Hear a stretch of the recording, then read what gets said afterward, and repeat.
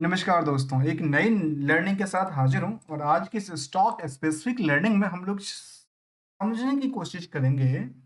इसको पता है, ग्लोबल फार्मास्यूटिकल कंपनी जिसका नाम है कोपरान। कोपरान कह सकते हैं रिसर्च और डेवलपमेंट का कामकाज करती है और मार्केट में, इंडियन मार्केट में लिस्टेड है। इंडियन मार्केट में जब लिस्टेड है तो कंपनी फॉर्मुलेशन का काम, जो उनकी मेन प्रोडक्टिविटीज़ हैं। इसके अलावा कहती है कंपनी एक्टिव फार्मास स्वीट्सकल्स इंटीग्रेशन का कामकाज करती है। दोस्तों, दो तरह के इनके पास कामकाज देखने को मिला है।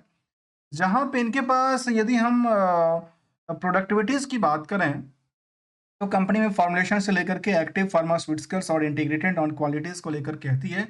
बिजनेस यूनिट में उन्होंने कहा कि हमारे पास तीन तरह की यही चीज़ें को लेकर के यूनिट है। यहाँ पे फॉर्मुलेशन का काम, एक्टिव फार्मास्यूटिकल और इंटीग्रेशन, अर्थात ये रिसर्च डेवलपमेंट का कामकाज करती है और मार्केट में अपनी कारोबार से बेशुमार कामकाज करती हुई यदि देखें तो मार्केट कैप केवल 999 करोड़। तो नंबर यूनिक लगता है भाई। कितना है? 999 करोड़। चलिए, समझने की कोशिश इसलिए करेंगे क्योंकि हम लोगों ने देखा आज इस ट्रेडिंग सेशन के दौरान में 7% से ज़्यादा की बड़ी गिरावट हो गई और मार्केट में 7% के पैसे को क्या हुआ? वैल्यू घट गया। वैल्यू घटने का क्या रीजन है भाई? चलिए, क्या रीजन एक ही दिन घटा या कुछ और भी पहलू में घटा था? नहीं दोस्तों, बीच में लगातार स्टॉक की परफॉर्मेंस बेटर कर रही थी, लोगों के पास डिमांड चल रही थी। डिमांड बढ़ाना और घटाना हम उसको पता है, उसको भी हम डिटेल में लेते रहते हैं। यहाँ पे क्या हुआ? मार्केट की डिमांड लगातार बढ़ी थी, अब जाकर के मार्केट को डीप डिस्काउंट पे बेच दिया गया। अब कोई खरीदने वाले तो बैठे नहीं है, लेकिन ये हम सोच रहे हैं ना, खरीदने वाले कोई है नहीं। खरीदने वाले हैं, लेकिन उनको सस्ते रेटों में चाहिए, क्योंकि कल दोबारा मार्केट यदि चलेगी तो वो फायदा किसको मिलेगा? जिन लोगों ने यहाँ पे लेके रखा है, जिन लोगों ने यहाँ पे लेके इस भाव से रखा है कि छोड़ो ना, लॉस होगा तो हम ऐसा करके निकल जाएंगे, प्रॉफिट होगा तो हम बुक करेंगे। तो प्रॉफिट का तो अंदाजा दिया नहीं कि 7% ज्यादा गिरावट दर्ज करती है। और पहले की हिस्टोरिकल रिकॉर्ड में कंपनी इस तरह के बॉटम केवल आज की बात नहीं है, पहले भी बना चुकी है और लगातार इसका ट्रेंडिंग कहता है तो अपने बॉटम टू बॉटम को ब्रेक डाउन कर देती है जी।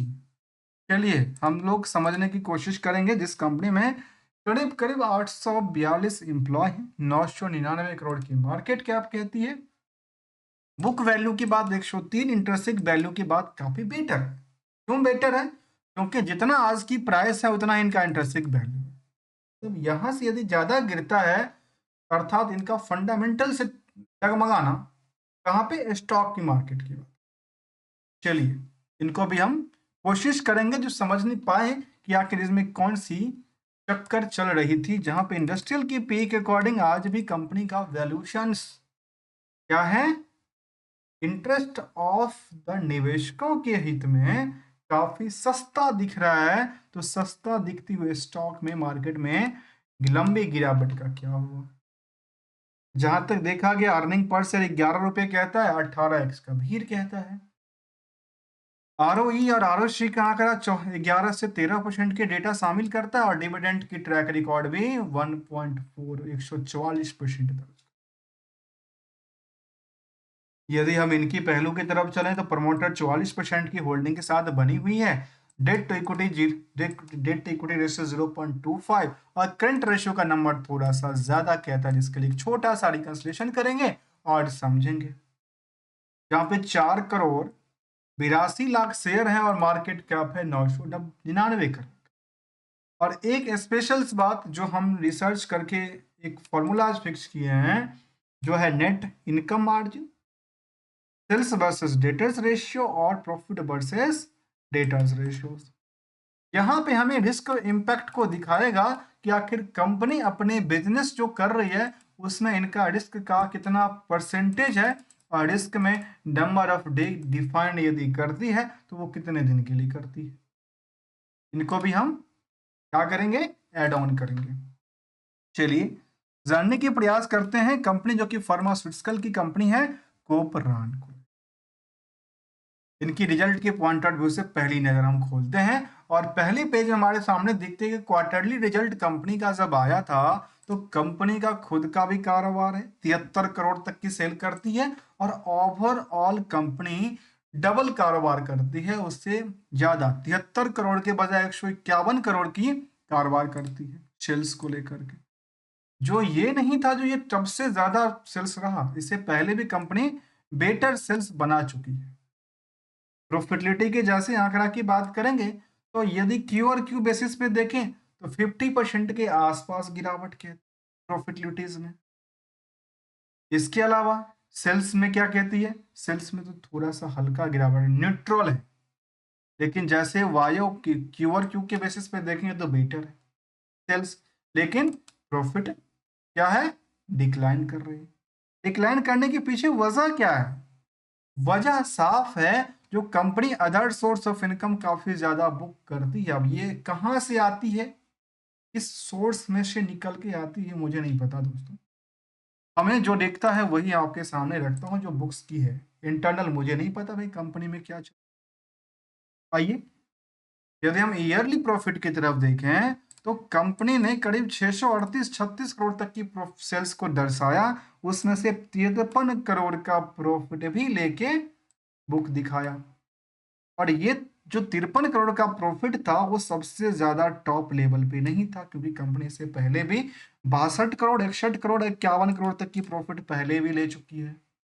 चलिए, इनको भी हमने समझने की कोशिश। अब आते हैं इन नंबरों को लेकर, क्योंकि कुछ नंबर तो क्लियर हो गया, कुछ नंबर में ये बचा हुआ, ये बचा और ये बचा हुआ, जिसपे हम फोकस करेंगे, जिसमें हमें रिस्क को दर्शाता है कि आखिर रिस्क कितने दिन के लिए था। जैसे ही हम एक नंबर पे आते हैं, जहां पे नंबर है डेटर्स डे को लेकर के, तो ये अचंभित करता है। क्यों करता है? तो 5 महीने में पैसे आते हैं। मैं कई बार कुछ उदाहरण भी लेता हूँ भाई, दवा खा करके कोई चला गया, रहा, कब तक है, पैसा 5 महीने तक अटका पड़ा था, तो क्या उन्होंने दवा, तो जो उन्होंने बनाया फार्मास्यूटिकल की प्रोडक्ट है, वो लेके बैठ गया कोई क्या? चलिए, जबकि जो कंपनियां जो होती है, चाहे वो फार्मास्यूटिकल की, वो तो इंस्टेंटली पैसे आते हैं इनका। चलिए, कोई बात नहीं, 4-5 महीने की टाइम फ्रेम की बात उन्होंने रखी है, तो टर्म कंडीशन हो सकता है कंपनियों का, अलग अलग कंपनियों का अलग अलग टर्म कंडीशन होती है पेमेंट को लेकर के। जहां तक यदि जैसे ही हम बोरिंग्स पार्ट को देखें, तो वो कहती है कि 124 करोड़ हो गया। अब जैसे ही कोई लोन बढ़ती है या घटती है, तो हमारे सामने दो तरह की सवालें आ जाती है। तो क्या कंपनी तो बोरोइंग्स है वो बढ़ा रही है, तो क्या कर रही है, यूटिलाइजेशन क्या करेगी? क्या इंजॉयमेंट के लिए कर रही है, क्या वो कुछ प्रोडक्टिविटीज के लिए कर रही है, या यदि ये पेड कर रही है, तो पेड किस पर, कैसे कर रही है, कहाँ से कर रही है? इनका भी लेखा जोखा होता है। हम इसको भी क्या करते हैं, समझने की कोशिश करेंगे, जिसमें कि रिस्क को दर्शाती है। तो रिस्क के साथ साथ हम यदि इन पहलुओं को देखें, तो कंपनी ने इस पैसे लेकर के क्या किया, अपनी एसेट्स को डेवलपमेंट किया, अच्छी बातें हैं। और कुछ चीजें वर्किंग प्रोग्रेस में था, और बाकी सब चीजों में अदर एसेट्स में देखती हुई नजर आई। अदर एसेट्स में जैसे आप देखें, तो जो ट्रेड रिसीवेबल की पार्ट थी, वो 180 करोड़ का नंबर की बात कहती है, जो कि 4 महीने के लिए अटकी पड़ी। 180 करोड़ की आंकड़ा के हिसाब से हम इनको देखते हैं, तो कहती है जितना कंपनी का प्रॉफिट था, उनका 339% क्या था, मार्केट में सिंपल बातों में उधार था। उधार पता है, यदि आपके पॉकेट का हो या कंपनी के पॉकेट का हो, रिस्क तो हमेशा इन्वॉल्व होता है। रिस्क को जानना जरूरी है। जहां पे 4 महीने की रिस्क कहती है, उसमें से कुछ भी ऊपर नीचे हुआ, बैड डेट्स कन्वर्ट हुआ, तो फर्क पड़ जाता है। चलिए, इनको भी हमने सुलझाने का प्रयास किया। अब एक और नया चीज निकल के आती है कि आखिर ईयरली ग्रोथ क्या है। कंपनी के बारे में हमने देखा, तो सेल्स को लेकर कहती है जो ईयरली ग्रोथ तो हम लगातार करते जा रहे हैं, जबकि प्रॉफिट भी करते जा रहे हैं। स्टॉक प्राइस सीजीआर भले ही टूट रहा है। ये कौन सा तालमेल है, मुझे तालमेल समझ नहीं है। जो सेल्स बढ़ा, प्रॉफिट बढ़ा, स्टॉक रिटर्न ऑन इक्विटी बढ़ा, लेकिन स्टॉक प्राइस में गिरावट दर्ज कर, अर्थात ये पूरे के पूरे मार्केट प्लेयर जिसके अकॉर्डिंग, जिसको चाहते हैं उसके अकॉर्डिंग चलता है, और इसको लेकर के अपनी प्रॉफिटेबिलिटीज को लेकर के। इसके अलावा यदि हम और पहलू की तरफ देखें तो हमारे सामने ये दिखता है जो आखिर कंपनी में निवेशक कौन है। निवेशकों की लिस्ट में प्रमोटर के अलावा एफआई ने 1% की होल्डिंग रखी थी, और इसके अलावा डीआई के पास कुछ ज्यादा नहीं था। आम पब्लिक के पास 53% की 54% की होल्डिंग है। उसमें भी कुछ बड़े प्लेयर हैं जिन्होंने 1-1% की होल्डिंग लेके चल रहे हैं, और 57,000 से ज्यादा प्लेयर है इस कंपनी, अर्थात निवेशक है। जहां तक कंपनी का सवाल है, इसको एएसएम स्टेज 1 में रखा गया है, और इसको फिलहाल यदि हम देखें तो इसको ये कह सकते हैं जो फार्मास्यूटिकल की कंपनियों की लिस्ट में ट्रेडिंग कितना हुआ, पूरे दिन कभी कुछ नहीं हुआ, एक ही बार में धड़ाम से गिर गया, मतलब वॉल्यूम आई, मार्केट को सेंटिमेंट बनाया, और सेंटिमेंट में अपनी बेच के निकल गए। ऐसे ही बात कर रही है, इसी ऐसी कर रही है। निवेशकों को हित की बात करें तो कंपनी अपने निवेशकों को बिल्डअप करने के लिए, ट्रस्ट बनाने के लिए डिविडेंड भी देती है। 3-3 रुपए का डिविडेंड उन्होंने हमेशा दिया, चाहे 20 हो, 21 हो, 22 हो, 23 हो, 24 हो, लगातार कुछ ना कुछ दाना पानी देता रहा है। इसके अलावा जो स्टैंडअलोन डेटा था उसमें सेल्स बढ़ोतरी, प्रॉफिट बढ़ोतरी, ऑपरेटिंग प्रॉफिट में गिरावट, और नेट प्रॉफिट मार्जिन में बढ़ोतरी। देखिए अकॉर्डिंग तो ठीक है, लेकिन ओवरऑल बिजनेस में क्या हुआ, सेंटिमेंटल को क्या कर रही है, खराब कर रही है। तो कहते उतनी बड़ी खराब भी नहीं कर रही है। क्यों नहीं कर रही है, कि जितना था उतना तो वो बना ही रही है। हाँ, भले ही पिछले काल से कुछ नंबर को लेकर के थोड़ा सा गेम प्लान हुआ, क्योंकि 50% गिर गया और इसको लेकर, लेकिन काम तो कर ही रही है कंपनी ना। जब कंपनी काम कर ही रही है तो पीयर्स में कौन आता है, सन फार्मा, सिप्लास, मैनकाइंड फार्मा जैसे कंपनी शामिल है। और आज भी इस कंपनी में निवेशकों का जो इंटरेस्ट है वो comparison with the doctor Reddy's के कंपैरिजन बराबर है। जितना डॉक्टर रेड्डी की फर्मा की इंटरेस्ट है उतना यहाँ पे इंटरेस्ट है, जबकि मार्केट का इसका कुछ और कहता है। जबकि कंपनी वहाँ पे लॉस बुकिंग करता है, और उसके डबल से ज़्यादा लॉस बुकिंग कौन दिखाता है, ये दिखाता नजर आया है। जबकि एनालिसिस के पार्ट में कुछ अच्छी बातें, कुछ अच्छी नहीं बातें, ये सब शामिल होता रहता है। तो क्या सिंगल से कुछ गोल्डन रूल को हम डिस्कस करें, बिल्कुल करते हैं।